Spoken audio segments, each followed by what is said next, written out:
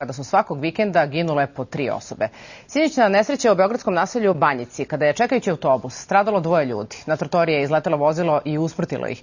Ponovo otvara pitanje šta se preduzima i ko je zakazao u lancu bezbednosti.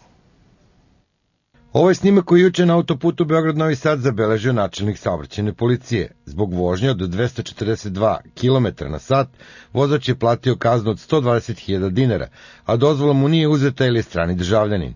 Samo od početka godine podneto je 130.000 prekršajnih prijava, od čega 7.000 prijava napisano je na osnovu videonadzora. Ipak sve učestaliji saobraćajni udesi otvaraju pitanje da li policija dovoljno i na kritičnim tačkama kontroliše noćni saobraćaj. Pazite, napisati 120.000 papira. Pa mi ako nastavimo ovim trendom, mi ćemo do kraja godine imati 2 miliona kažnjenih vozača.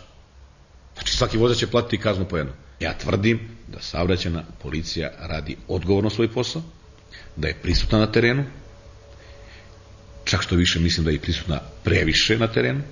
To će se, kaže, promeniti kada svoj deo odgovornosti preuzmu lokalne samouprave, putari, Agencija za bezbednost saobraćaja, školski i zdravstveni sistemi, ali i mediji koji su obavezni da edukuju građane. Sistem u kome samo idemo na situaciju da uhvatimo prekršaj, odnosno počinioca prekršaja i nakon toga da ga kaznimo, nije dovoljno dobar, ne daje rezultate, jer u principu onda dolazimo do toga da li će me uhvatiti u prekršaju ili me neće uhvatiti u prekršaju, ali to ne utiče na promenu stava o bezbednosti saobraćaja i o bezbednom ponašanju svakog od pojedinaca.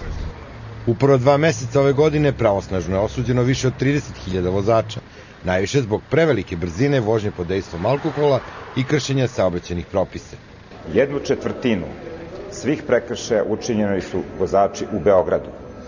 Potom idu prema broju stanovnika gradovi u Srbiji kao što su najveći broj prekršaja zabeležen je u Rumi, u Smederevu, zatim u Šapcu, potom u Novom Sadu i Nišu.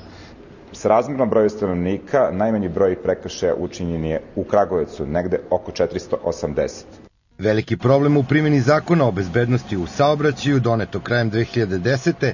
predstavlja nepostojanje pravilnika, na primjer o obuci i polaganju vožnje.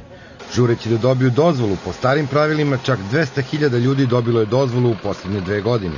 Novi vozači izazvali su 2.500 udesa u kojima je stradalo 80 ljudi, a novi pravilnik koji je trebalo da bude usvojen pre godinu dana još je u proceduri.